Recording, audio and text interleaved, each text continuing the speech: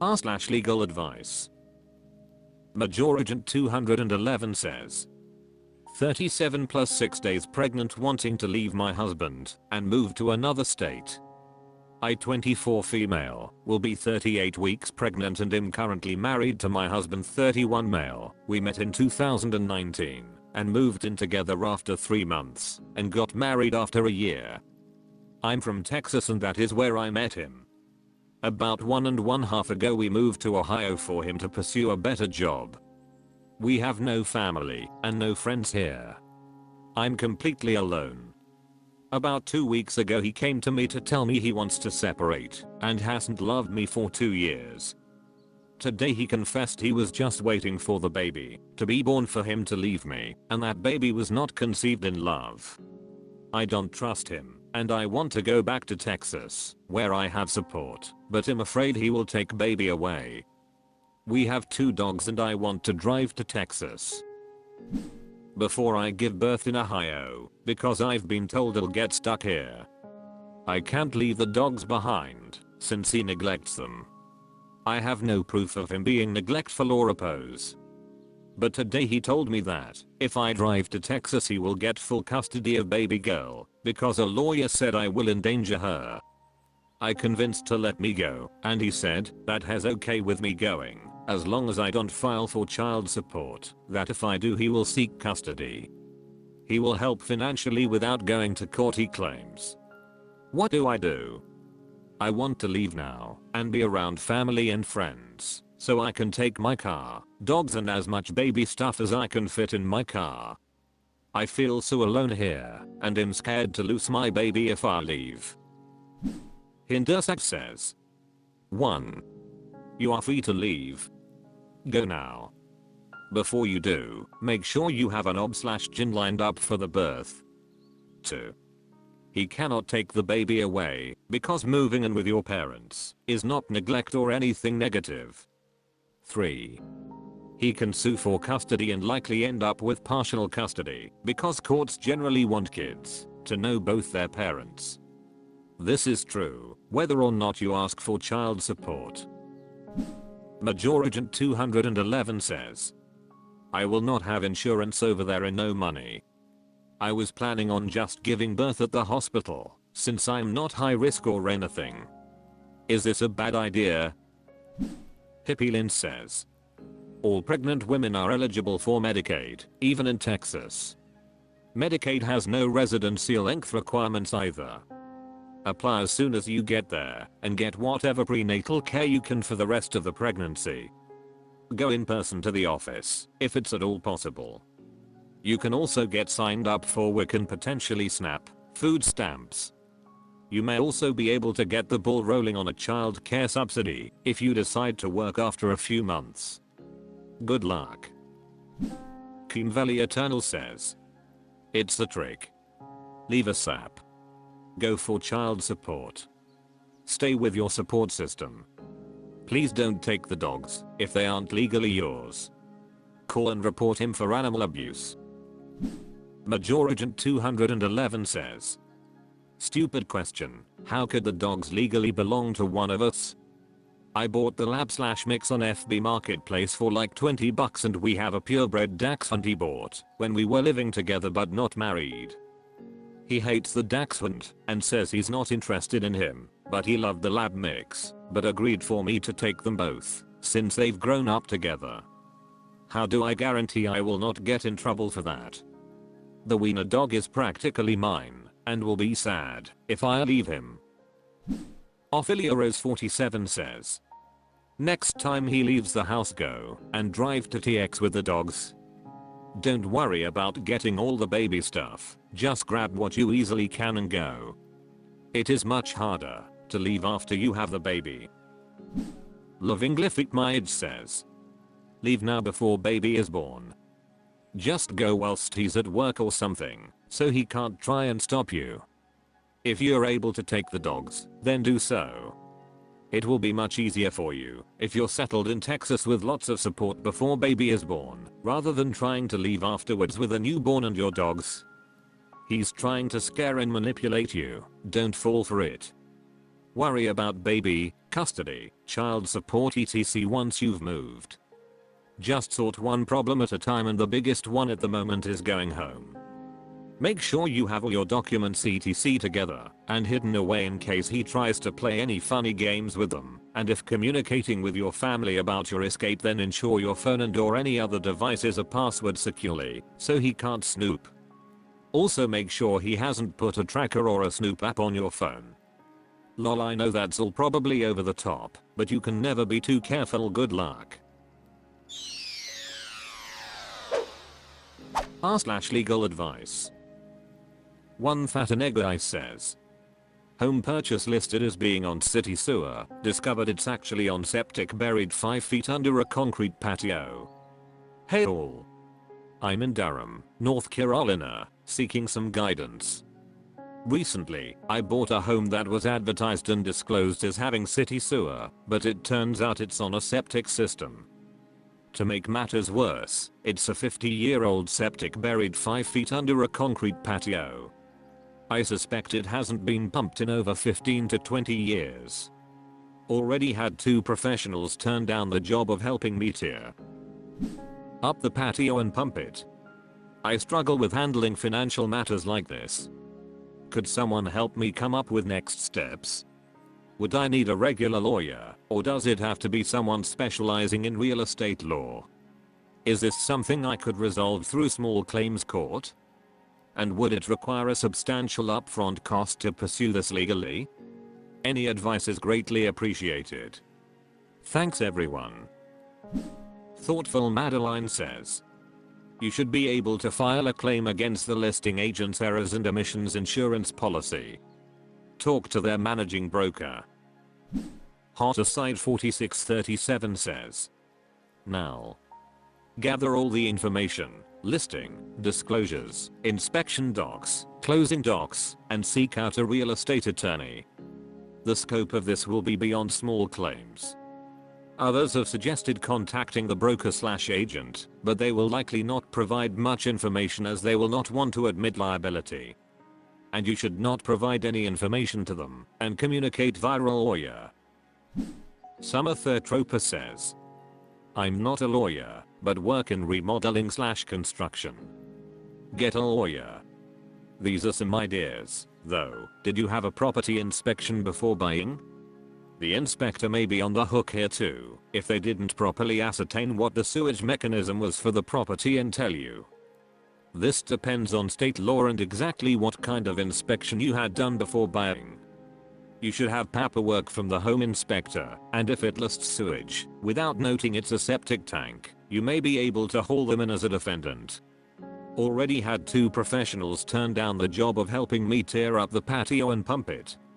Go back to them and other professionals in the area, if possible, and see if you can get monetary quotes, on paper, for what the job would cost if they did it. You are allowed to tell them that you don't intend to have them do the work, but need at least ballpark estimates for how much they think the work required would cost. You might need to pay them for this, but it should be a fairly simple hourly rate for an evaluation. The firm I'm with bills hourly plus materials, and as long as you're only paying their standard hourly rate, this shouldn't taint the evidence in court. Talk to a real lawyer and ask about this option before trying it. Talk to whatever department in your city is responsible for public sanitation and get them to give you a dollar amount estimate in writing about what hooking up to the city's sewers will cost you. If you do take the real estate agent, broker, and possibly the inspector or even the former owners to court over this, having multiple dollar amount quotes for the amount you'd have to spend to rip up the patio, pump the tank, and get on city sewer will be immensely helpful in trying to get a judgment, because you have quantifiable numbers for the monetary damages their misrepresentation has caused you, and will cause you to get it fixed. If you're lucky and have a good lawyer, the judge may deem that they are responsible for coughing up all that money plus court costs. Again, get a lawyer.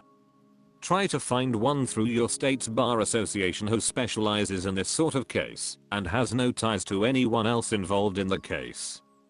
Hiring a very local lawyer for this sort of thing can be a bit risky, because if it's a small town/jurisdiction, They might have closer ties to the defendant or defendants than you want.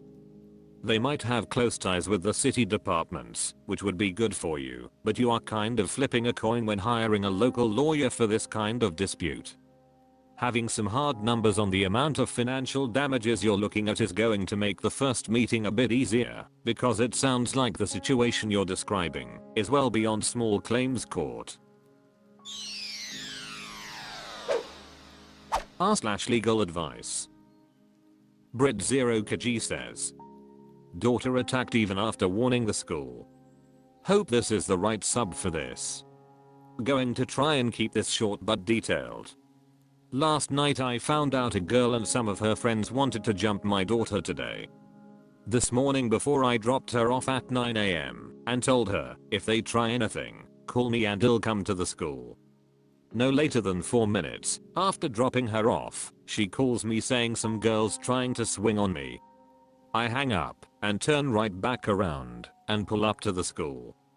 At the front of the school I met the head security guard and informed her my daughter called and said she was going to be involved in a fight. She asked me the common questions, name of my daughter, kids involved, etc. I told her specifically child A was planning on attacking my daughter today and child B says she wants to jump in. She bring me in the office and assures me everything will be fine and that she takes this kind of bullying serious and she will make sure she gets to the bottom of it. She specifically told me she'll pull the kids out and get to the bottom of it. Fast forward to 1:33 PM, head principal call me and explains that has had a heart-to-heart with the girls and the parents and reassures me as long as they don't have any communication they will be fine.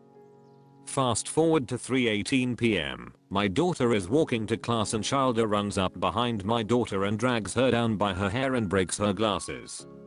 At 3:36 the school calls me to notify me my daughter was unfortunately attacked while walking to class. I get to the school around 3:42 and immediately the same head security comes out to let me know she tried everything to prevent it. She even removed child B. I said child B was not the main concern. I specifically told you. Child A wanted to attack my daughter, so many apologies came flooding out that I just wasn't wanting to hear. The assistant principal came out very apologetic also. I told her I warned you of this attack 6 hours prior, and you reassured me she would be fine. Now there are videos of my daughter's attack being posted on social media. Her glasses are broken, and she can't see for school tomorrow. I just had surgery in my stomach yesterday and don't have too much energy to deal with all this. Just wondering if someone can point me in the right direction on where I should even start. My daughter is fine, but they would not allow her to even call me afterwards to let me know until she filled out the student statements 3 times. As a father impist, I'd rather handle this myself, but you know, they have laws against returning favor to the father, so I'd rather handle this legally if possible. Thanks in advance, and let me know if you have any questions.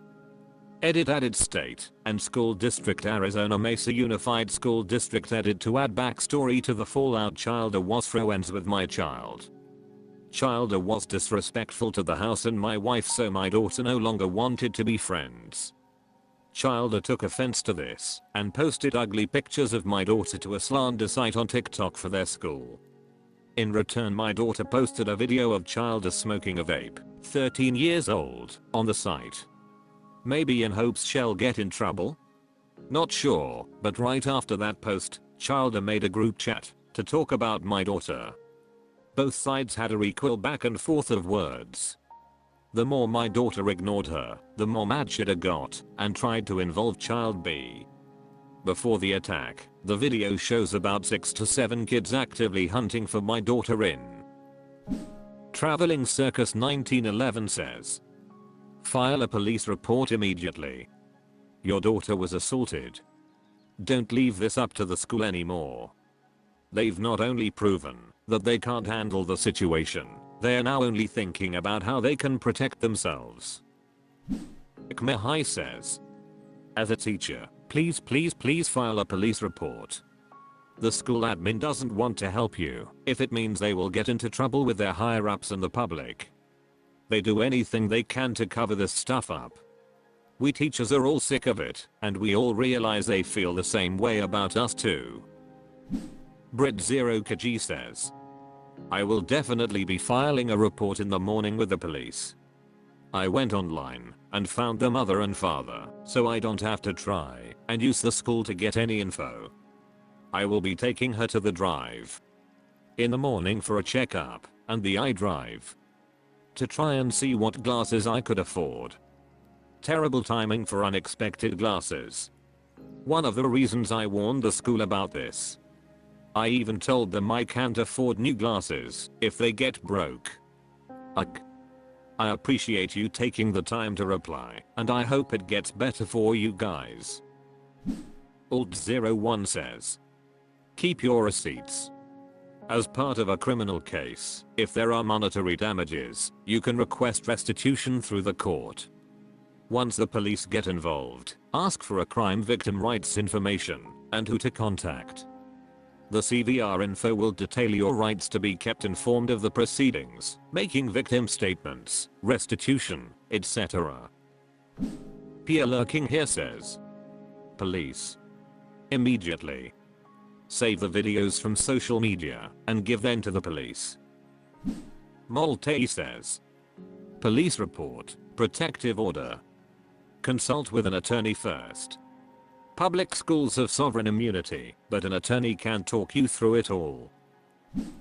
Smith at Law says, hi, I'm a lawyer who has handled similar school bullying cases. Sorry to hear this happened. A couple of questions that may matter legally. 1. Is this a public or private school? 2. What was the reason for the attack/assault? In other words, if there was some discriminatory or sexual basis for the assault, that could determine potential causes of action. 3. What state was this? This could determine whether there are state law causes of action on top of potential federal causes. Just some things to think about.